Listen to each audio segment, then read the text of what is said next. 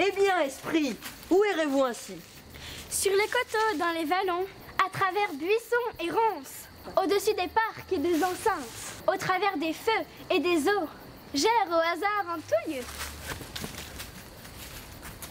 Et plus rapidement que la sphère de la lune, je sers la reine des fées. Adieu, esprit lourd, je te laisse. Notre reine et toutes nos fées viendront dans un moment. Le roi donne ici sa fête cette nuit. Prends garde que la reine ne vienne s'offrir à sa vue, car Oberon est tout trait de fureur de ce qu'elle compte dans sa suite, un charmant petit garçon dérobé à un roi de l'Inde. Jamais elle n'eut un aussi joli garçon, et le jaloux Oberon voudrait l'avoir pour en faire son page et parcourir avec lui les vastes forêts. Mais la reine garde malgré lui l'enfant chéri, le couronne de fleurs, et fait de lui toute sa joie. Depuis ce moment, il ne se rencontre plus près des bosquets, sur les vallons, près de la limpide fontaine à la clarté des étoiles scintillantes, qu'il ne se querelle avec tant de fureur que toutes les fées effrayées se glissent dans les coupes des glands pour s'y cacher. Oh, je me trompe bien sur vos tournures et vos façons, ou vous êtes un esprit fripon malin qu'on appelle Robin Bon Diable. Mais ceux qui vous appellent Hobgoblin, aimable Pâques, vous faites à cela leur ouvrage et leur portez bonne chance. Dites, n'est-ce pas vous? Vous devinez juste, je suis ce joyeux esprit errant de là-haut. Je fais rire Oberon par mes tours lorsque, en imitant l'hennissement d'une jeune cavale, je trompe un cheval gras et nourri de fèves. Quelquefois, je me tapis dans la tasse d'une commère sous la forme d'une pomme cuite, et lorsqu'elle vient à boire, je me plaque contre ses lèvres et renverse sa bière contre son sein flétri. La plus vénérable des tantes, en contant la plus triste histoire, me prend parfois pour un tabouret à 3 pieds. Soudain, je me glisse sous elle. Elle tombe. Elle s'écrie tailleur et la voilà prise d'une toux convulsive. Alors, toute l'assemblée se met à rire, se tient les côtes, éternue de rire, redouble de joie et jure qu'on n'a jamais passé là d'heure plus joyeuse. Mais place, belle fée. Voici Oberon. Voici ma maîtresse. Quand est-il parti?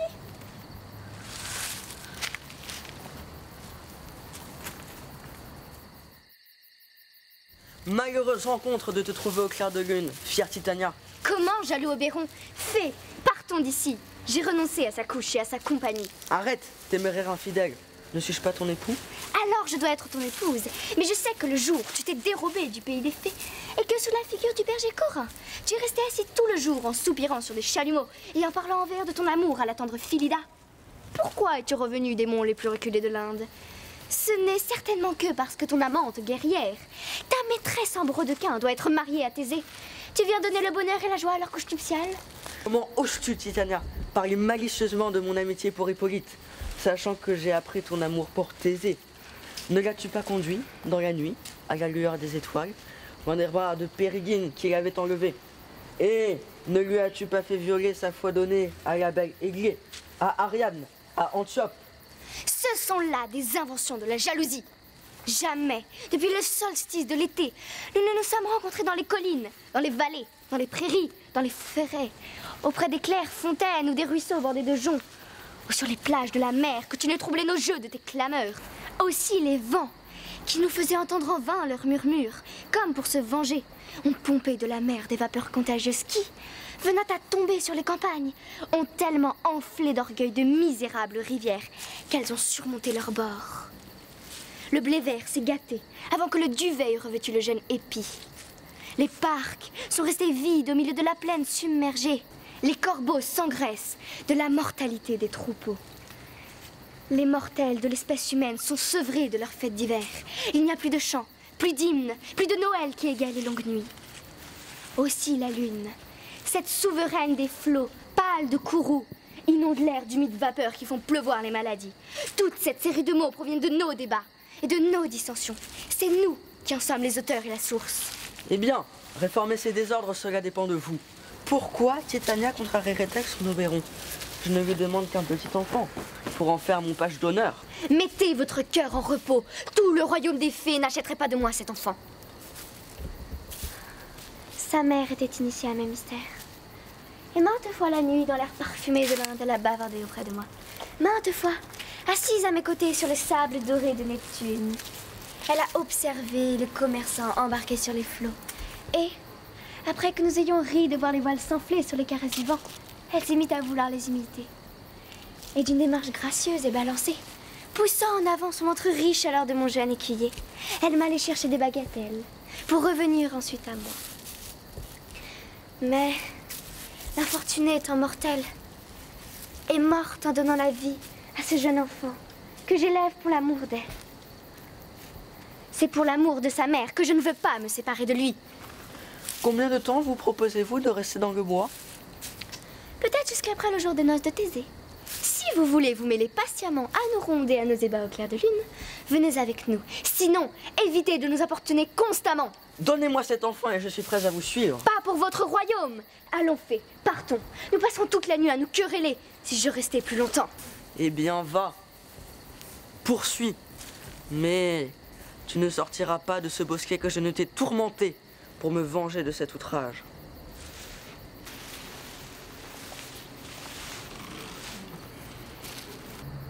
Mon gentil Puck, approche ici.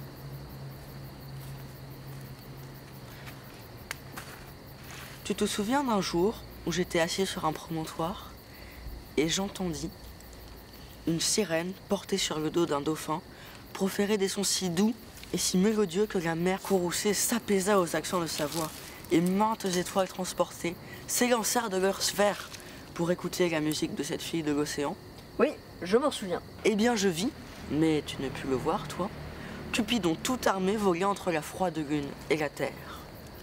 Il visa au cœur d'une charmante vestale, assise sur un trône d'Occident.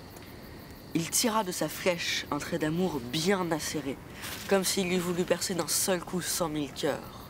Mais la flèche enflammée du jeune Cupidon vint s'éteindre dans les humides rayons de la chaste lune. Et la prêtresse couronnée, le cœur libre, continua sa marche, plongée dans ses pensées virginales. Je remarquai où vint tomber le trait de Cupidon. Il tomba sur une petite fleur d'Occident. Auparavant, elle était blanche comme le lait. Depuis, elle est pourpre par la blessure de l'amour. Et les jeunes filles l'appellent pensée. Va me chercher cette fleur, je te l'ai montrée une fois. Son suc, exprimé sur les paupières endormies d'un homme et d'une femme, les rend amoureux fous de la première créature vivante qui s'offre à leur regard. Va me chercher cette fleur et sois revenu avant que le Léviathan ait pu parcourir une lieue. Je ferai d'une ceinture le globe de la Terre en 40 minutes. Bah vas-y.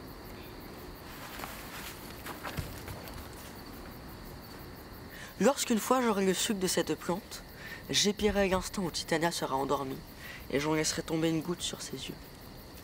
Le premier objet qu'ils verront à son réveil, fût-ce un lion, un ours, un loup, un renard, une guenon curieuse ou un singe affairé, elle le poursuivra avec un cœur plein d'amour. Jusqu'à ce que j'ôte ce sortilège de sa vue, ce que je peux faire avec une autre plante, je l'obligerai à me céder son page. Voici mon courrier. Eh bien, as-tu la fleur? Donne-la-moi, je te prie. C'est ici que Titania, pendant quelques heures de la nuit, fatiguée des plaisirs de la danse, s'endort au milieu des fleurs. C'est là que le serpent se défait de sa peau émaillée, vêtement assez large pour envelopper une fée. Je veux frotter légèrement les yeux de Titania et lui remplir le cerveau d'odieuses fantaisies.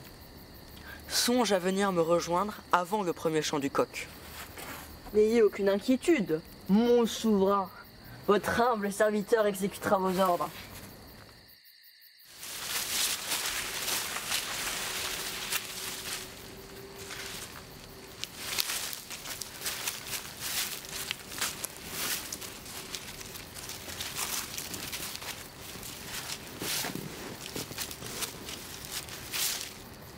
Allons, un rondeau et une chanson de fée. Et ensuite, partez pour le tiers d'une minute. Que les uns aillent tuer le ver caché dans le bouton de la rose. Les autres aillent faire la guerre aux chauves-souris pour avoir leurs ailes de peau afin d'en habiller mes petits génies. Que d'autres écartent les hiboux qui ne cessent toute la nuit de faire entendre ces cris lugubres, surpris de voir nos esprits légers. Allez maintenant, chantez pour m'endormir et ensuite, allez à vos fonctions. Lullaby and good night. In the sky stars are bright. When you said you slumber still day. Close your eyes now and rest. May this horse be blessed. Close your eyes now and rest. May this horse be blessed. Ooh, ooh, ooh,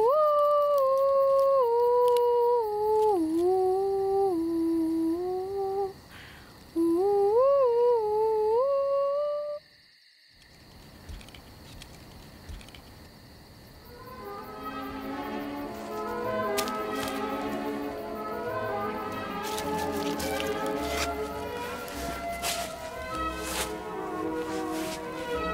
Que l'objet que tu verras en t'éveillant devienne l'objet de ton amour.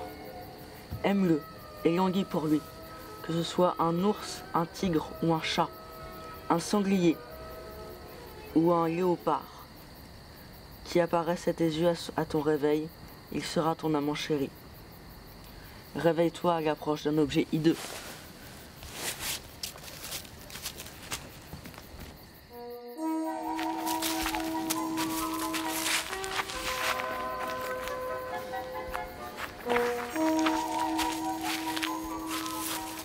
Ah, je vois leur malice. Ils veulent faire un âne de moi, pour m'effrayer, s'ils le peuvent. Mais moi, je ne veux pas bouger de cette place, quoi qu'ils puissent faire. Je vais me promener ici en long et en large, et je vais chanter, afin qu'ils comprennent que je n'ai pas la moindre peur. Le merle au noir plumage, au bec jaune comme l'orange, la grive avec son chant si gai, le râtelet avec sa petite plume.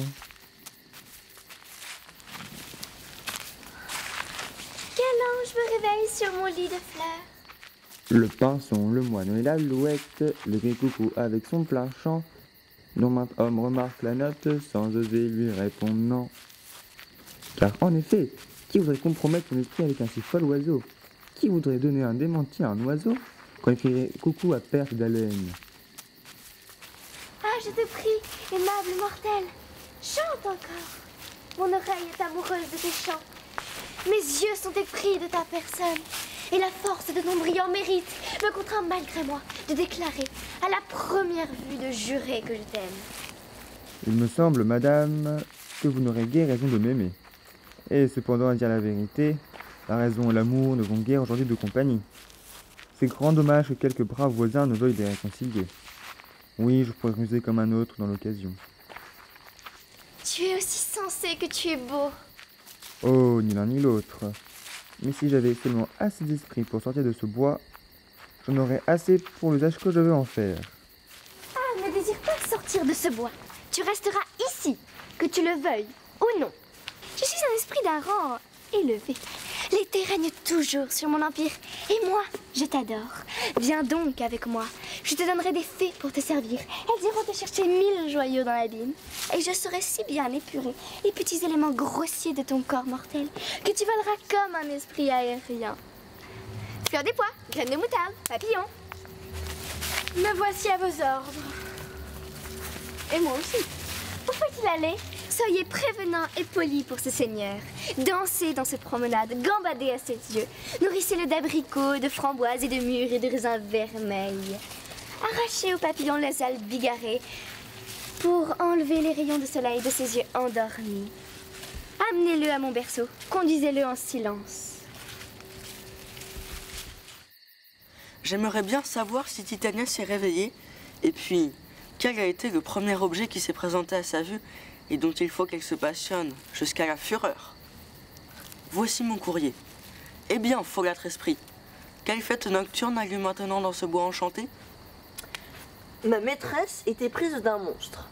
Près de la retraite de son berceau sacré, alors qu'elle était plongée dans le sommeil le plus profond, des bandes de rustres artisans grossiers qui gagnent leur pain dans les échoppes d'Athènes se sont rassemblés pour répéter une pièce destinée à être jouée le jour des noces du grand Thésée. Le plus stupide malotru de cette troupe d'ignorants, qui représentait Pyrame dans leur pièce, a abandonné le lieu de la scène et est entré dans un hallier. Là, je l'ai surpris et lui ai planté une tête d'âne sur la sienne. Cependant, son tour est venu de répondre à Satisbé. mon acteur revient sur la scène.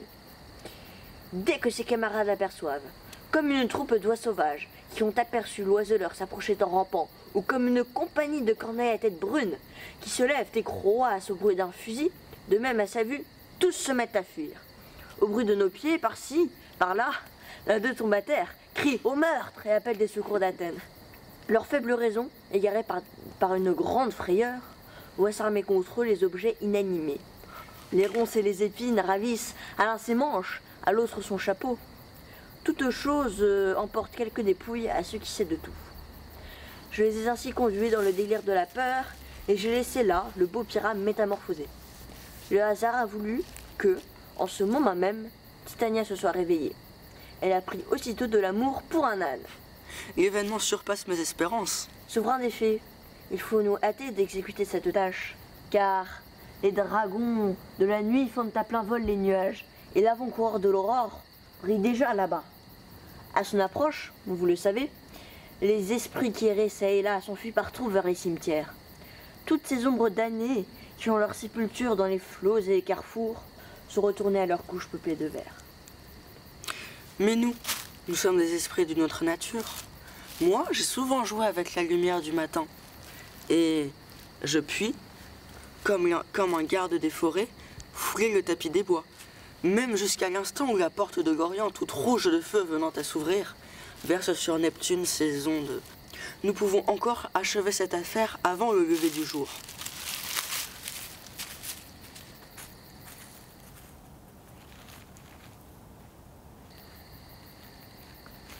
Par mon éparveau, je vais les mener par mon éparveau. Je suis craint dans les montagnes et dans les villes. Viens, assieds-toi sur ce lit de fleurs. Où est Fleur des Pois? Me voici. Grattez-moi la tête, Fleur des Pois, je vous prie.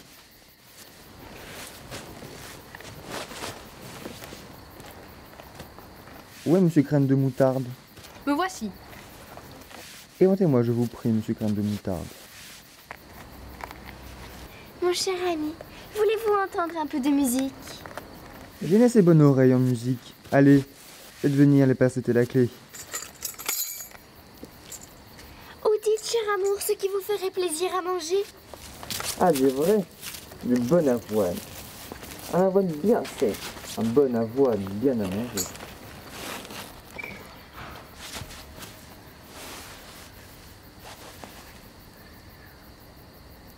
J'ai une fée déterminée qui ira fouiller dans le magasin de l'écureuil et qui vous rapportera des noix nouvelles. Oh, j'en préférais une poignée ou deux de pois secs. Mais que personne de vos gens ne me dérange. Je sens une certaine explosion de sommeil qui me vient. Ah oui, dors. Je vais t'enlacer de mes bras. Allez, allez à vos fonctions. Oh, comme je sais.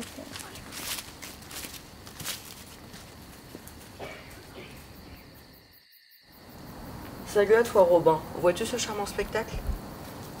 Je commence à avoir pitié de sa folie.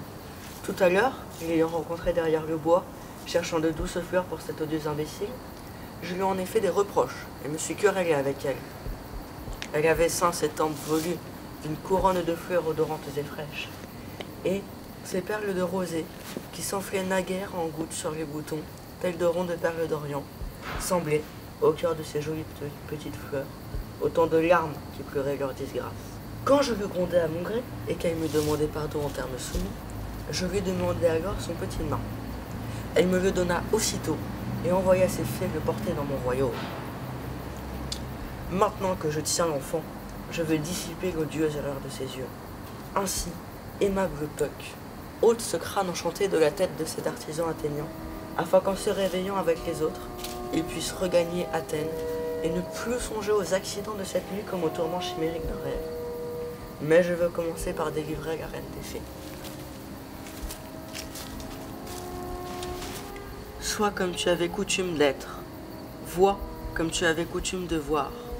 C'est le bouton de Diane sur la fleur de Cupidon qui est doué de cette vertu céleste. Allons, ma chère Titania, Éveillez-vous, ma douce reine. Mon Oberyn, quelle vision j'ai eue. Il m'a semblé que j'étais amoureuse d'un âne. Voilà votre amant.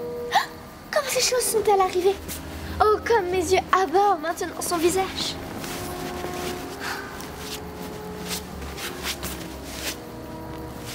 Silence un instant. Robin, enlève cette tête.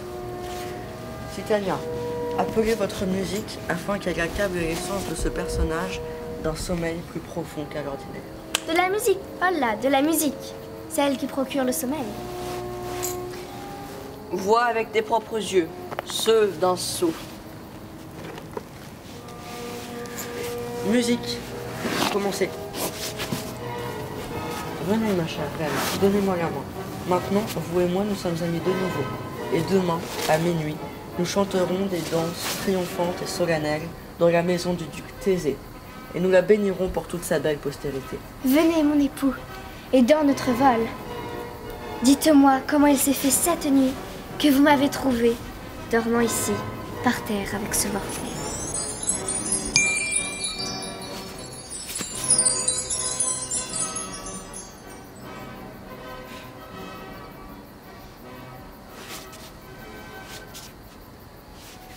Si nous, légers fantômes, nous vous avons déplu, figurez-vous seulement et tout sera pardonné, que vous avez fait ici un court sommeil, tandis que ces visions erraient autour de vous.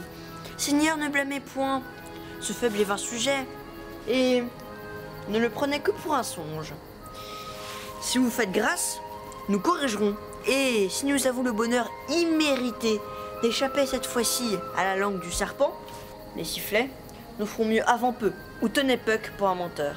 Ainsi, bonne nuit à tous. Prêtez-moi le secours de vos mains si nous sommes amis, et Robin vous dédommagera quelques jours.